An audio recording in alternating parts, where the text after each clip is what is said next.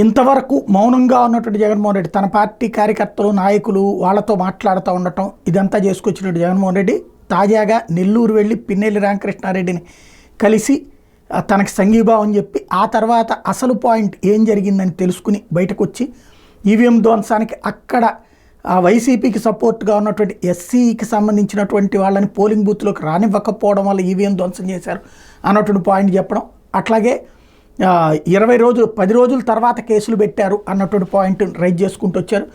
అలాగే మా వాళ్ళ మీద దాడులు చేస్తున్నారు, ఇది సరైంది కాదు అని హెచ్చరిస్తున్నానంటూ చెప్పుకొచ్చారు. రోజులు ఒకేలాగా ఉన్నవారు. ఆ తర్వాత కీలకమైనటువంటి అంశం సూపర్ 6 విషయాన్ని ప్రధానంగా ప్రస్తావించారు. ఆ హామీలు ఏమైనాయి అన్నటువంటి అంశాన్ని ప్రస్తావిస్తూ చంద్రబాబుని ప్రశ్నించారు. అదేమన్నారు ఒకసారి విందాం. వైఎస్ఆర్సీపీ పరిపాలనలో ఉండగా, వైఎస్ఆర్సీపీ ప్రభుత్వంలో ఉండగా అప్పుడు జగన్ ఏం చేశాడు?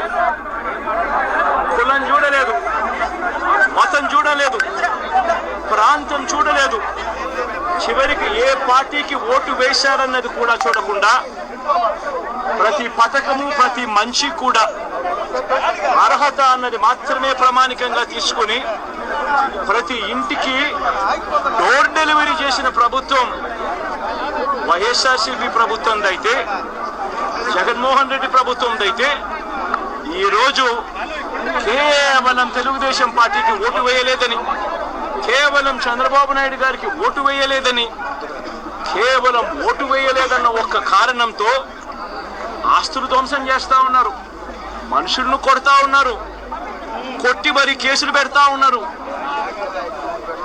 ఇంతటి అన్యాయంగా రాష్ట్రాన్ని రావణ కాష్టం చేస్తూ ఉన్నారు. రాజశేఖర రెడ్డి గారి విగ్రహాలను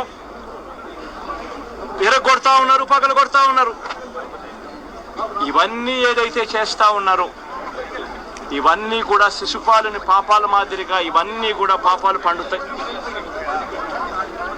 ప్రజాస్వామ్యంలో ఏదైనా కూడా ప్రజలకు మంచి చేసి ప్రజల గుండెల్లో స్థానం సంపాదించుకుని ప్రజల దగ్గరికి వెళ్ళి ఫలాని మంచి చేశాం కాబట్టి మాకు ఓటు వేయండి అని అడిగే పరిస్థితులు ఉండాలి తప్పనిచ్చి ఈ మాదిరిగా దౌర్జన్యాలు చేసి, ఈ మాదిరిగా అన్యాయమైన కేసులు బిగించి, ఈ మాదిరిగా ఆస్తులు ధ్వంసం చేసి, ఈ మాదిరిగా ఫియర్ సైకోసిస్ క్రియేట్ చేస్తూ ఇదే ఆ 10% కాస్త అటువైపున షిఫ్ట్ అయ్యి చంద్రబాబు నాయుడు గారు అధికారంలోకి వచ్చిన పరిస్థితులు.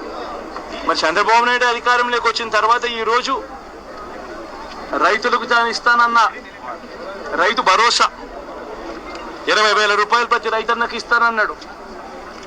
వ్యవసాయం స్టార్ట్ అయింది, ఖరీఫ్ మొదలైంది, పంటలు వేగంగా వేస్తా ఉన్నారు రైతన్నలు. ఇంతవరకు రైతు భరోసా 10,000-20,000 రూపాయలు ఇస్తానన్న దానికి అతి గతి లేదు. బడులు మొదలయ్యాయి. అమ్మఒడి కింద జగన్ 15,000 ఇస్తాను అని అంటే కాదు, చంద్రబాబు నాయుడు వస్తే ఎంతమంది పిల్లలు ఉంటే అంతమందికి ఇస్తాడు, ప్రతి ఒక్కరికి 15,000 ఇస్తాడు అని చెప్పారు. రాష్ట్రంలో 1 కోటి మందికి పైగా పిల్లలు బడియీడు పిల్లలు ఉన్నారు. బడులు స్టార్ట్ అయ్యాయి. ఆ ప్రతి తల్లి కూడా అడుగుతా ఉంది, తల్లికి వందనం అని పేరు పెట్టావు, అమ్మఒడి అనే పథకాన్ని పేరు మార్చావు, మన డబ్బులు ఏమైనాయని చెప్పి గవర్నెన్స్ మీద కాస్త ధ్యాస పెట్టి ఆ తల్లులకు ఇచ్చే డబ్బులు ఇచ్చే కార్యక్రమం చూడండి. రైతులకు ఇచ్చే రైతు భరోసా 20,000 ఇస్తామన్నారు, ఇచ్చే కార్యక్రమం ఇది. ఆ పాయింట్లను రైజ్ చేసుకుంటూ వచ్చారు. హామీలు ఏవి ప్రస్తుతం పాలన అయితే ఈ రూట్లో ఉందని చెప్పే ప్రయత్నం చేశారు.